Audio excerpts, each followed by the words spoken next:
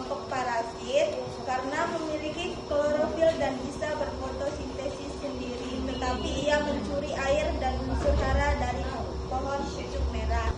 Hubungan simbiosis parasitisme nyamuk dengan manusia, di mana nyamuk mendapatkan keuntungan berupa darah untuk makanan dan perkembangbiakan, sementara manusia dirugikan karena gigitan nyamuk dapat menyebabkan gatal, bentol, dan beresiko menularkan penyakit berbahaya seperti demam berdarah dan malaria. Contoh yang kedua yaitu kucing dengan kutu. Dalam hubungan ini, kutu diuntungkan karena mendapatkan makanan, darah, dan tempat tinggal dari kucing, sementara kucing dirugikan karena mengalami gatal-gatal, iritasi kulit, hingga resiko anemia akibat gigitan kutu.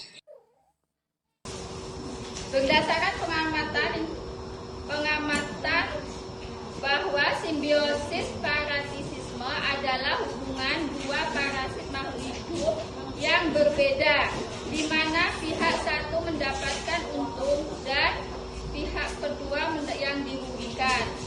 Simbiosis parasitisme berpengaruh buruk pada tumbuhan yang ditumpanginya.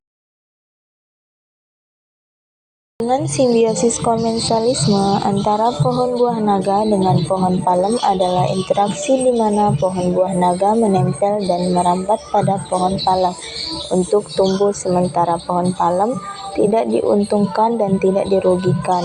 Buah naga hanya memanfaatkan pohon palem sebagai inang alami untuk tempat hidup, tanpa mengambil nutrisi dari jaringan pohon inangnya. Contoh yang kedua yaitu bunga anggrek dan pohon mangga. Dalam interaksi ini, anggrek diuntungkan karena mendapatkan tempat hidup, sinar matahari, air, dan zat untuk fotosintesis.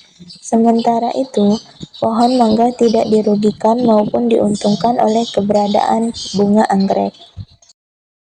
Contoh yang selanjutnya yaitu pakis rusa dengan pohon mangga, di mana pakis rusa diuntungkan karena mendapatkan tempat menempel yang lebih tinggi sehingga memudahkan untuk mendapatkan sinar matahari dan air, sedangkan pohon mangga tidak diuntungkan maupun dirugikan. Contoh yang selanjutnya yaitu bunga sirih gading dengan daun sirih.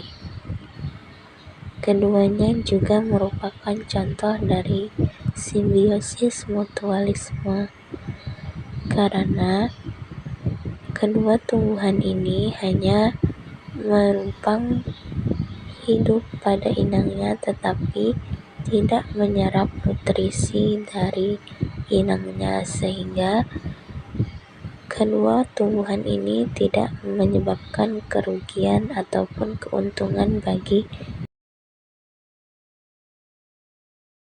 Hubungan simbiosis mutualisme pada lebah dan bunga buah naga, di mana keduanya saling menguntungkan. Lebah mendapatkan nektar dan polen sebagai makanan, sementara bunga buah naga terbantu penyerbukannya oleh lebah. Contoh yang kedua yaitu bunga asoka dan kupu-kupu, di mana keduanya saling menguntungkan.